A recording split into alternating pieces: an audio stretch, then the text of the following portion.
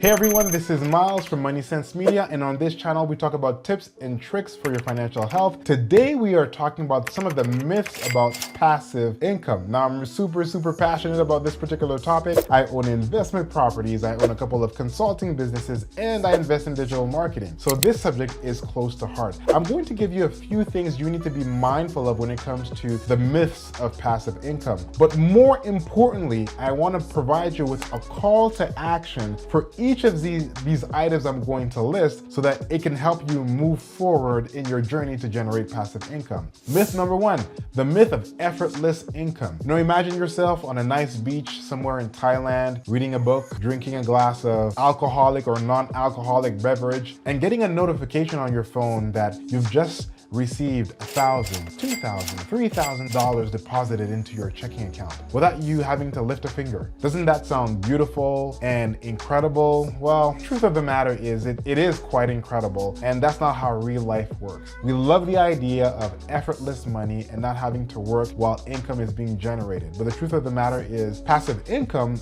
actually requires a lot of time and effort up front. So it's very rarely set it and forget it. So here's your call to action. I want you to start researching the types of passive income that you'd like to build. And I want you to start building a plan over the next 30 days of what you need to do in order to build that potential income stream. I want you to have a long-term view. This is not a quick and dirty get rich scheme. It's really one where I want you to start building a plan in terms of what are you going to do day one, day two, for the next 30 days in order to build this passive income stream. Remember that the key here is persistence. Putting the plan together is one thing, but it's a marathon, it's not a race. And your success is going to be built and determined on your capacity to be consistent in building this income stream for yourself. Number two, upfront investment in time and money. Unfortunately, we don't talk enough about the fact that in a lot of cases, if you're gonna build a passive income stream, you're going to have to invest a significant amount of money or a significant amount of time. Now, what's interesting here is that there's an inverse correlation between time and money when it comes to passive income. I'll give you a simple example. When I'm investing in real estate, I can purchase a property and put a tenant in a fairly quick amount of time, 30 days, 60 days between acquisition and putting a tenant in. That's pretty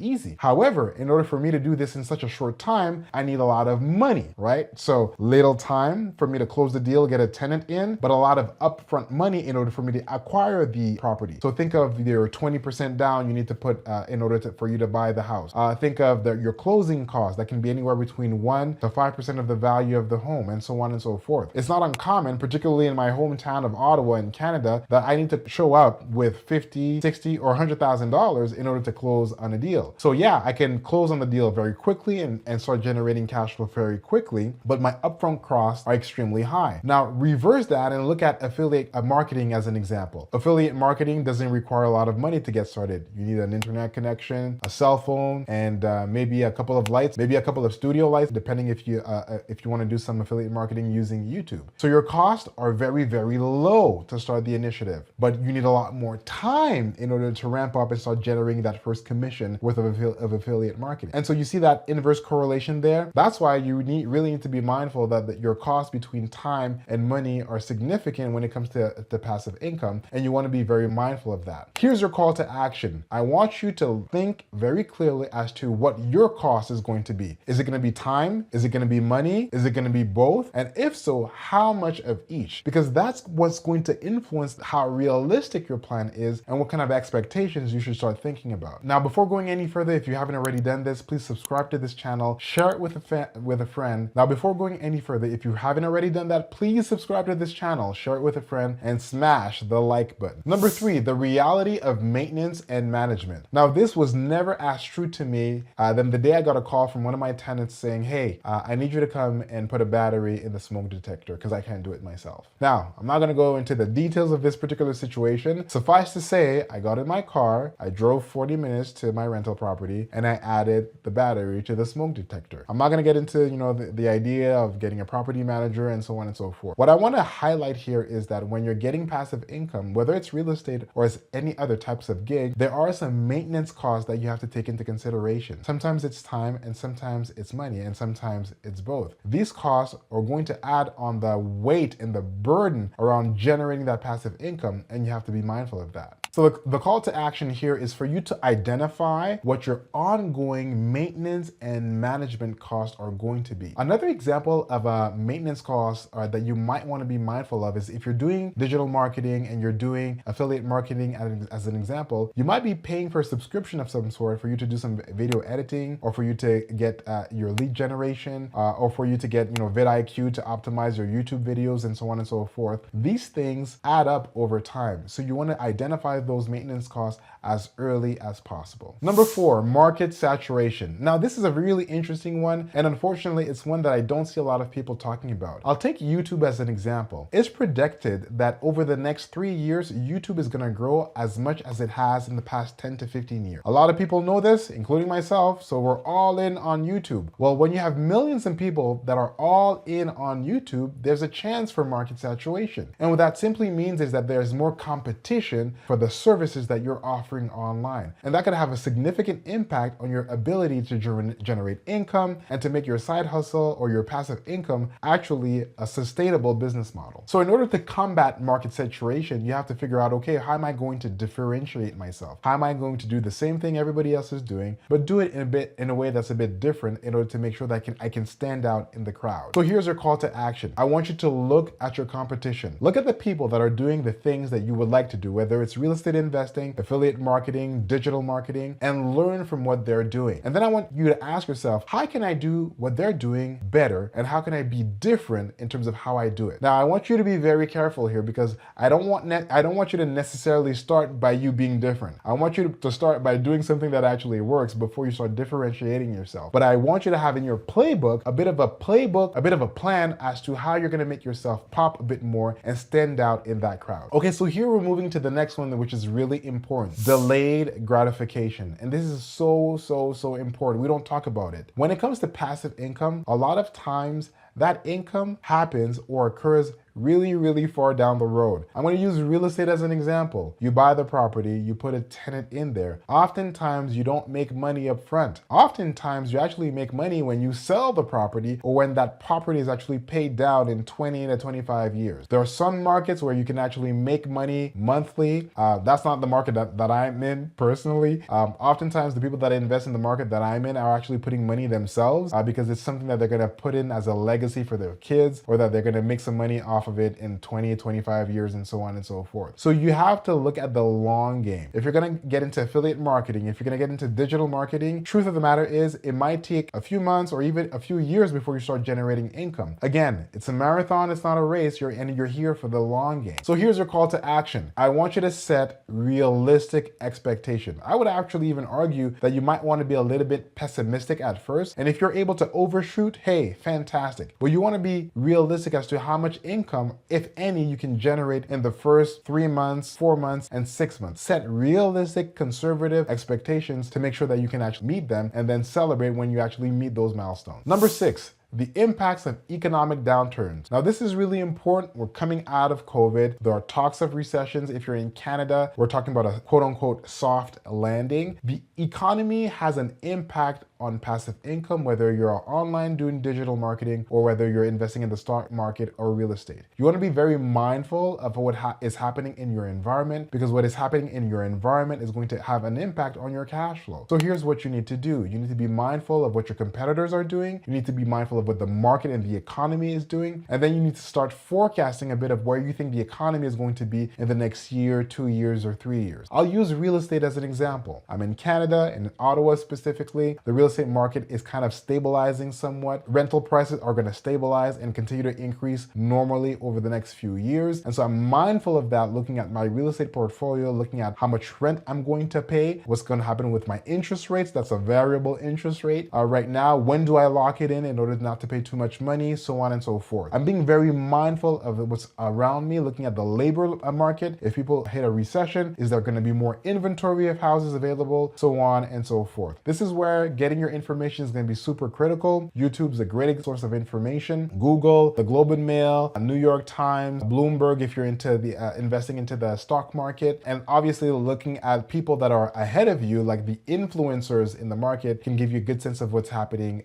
there as well. So your call to action here is number one, do your homework, but number two, look at vulnerabilities in the market that might impact. Again, for real estate, I was talking about, like a recession. But for digital marketing, look at what's happening in the ecosystem of the big players. Is TikTok going to close because President Trump is going to kick them out of the US, for example? That's going to have an impact if you're using TikTok as a social media platform for the products that you're advertising, so on and so forth. You want to take a look at the ecosystem surrounding your passive income stream, and you want to start identifying what are some of the vulnerabilities that may impact you negatively. Number 7, taxes. Oh man, this is a big one, guys. Now, here's the rule of thumb. You want to make money first before you start thinking and going crazy around taxation. With that being said, you should always take taxes into consideration because taxes are a real thing. We sold a property that we had in the US. We paid our taxes in the US, and it's been 2 years now, and the Canadian government still doesn't want to recognize the taxes that we paid in the US, even though we have a trade agreement with the US that says that if you pay taxes in the US, you don't have to pay those same taxes here in Canada. It's been 2 years now. The truth of the matter is taxes will have an impact on your cash flow, and you have to take that into consideration. What I don't want you to do, however, is I don't want you to be paralyzed by the tax implications of generating income. I would much more prefer you just generate the income and then you sit down with a licensed tax professional and that you get some input and some consultation and some counsel from them to know exactly what your next steps need to be. So your call to action on this one is to research tax implication, get somebody certified that understands your tax situation, that can give you some good counsel, pay for tax services. That's one of the best investments you can ever do, and make sure that you take that into consideration. The caveat there is don't delay making money or getting started with your side hustle because of tax consideration. You can always figure out taxes later once you have the right people in your team surrounding you. Number 8, the importance of diversification. This is extremely important. And again, it's not talked about enough when we're talking about passive income. I said it earlier, I own a couple of consulting businesses. I do real estate. I do a bit of digital marketing. I'm trying to diversify myself as best as I can. It takes time, it takes money, it requires effort, but there's a reason for that. If you put all of your eggs in one basket, if something happens to the economy and hits your basket, you're cooked, and you don't want that to happen. I know a lot of investors that invest in digital marketing. They take the money from digital marketing and they invest it in real estate. That's a really smart play because the two sectors are not highly correlated. And so that's great. You get your income from affiliate marketing, and then you get some passive income from real estate. If anything happens with the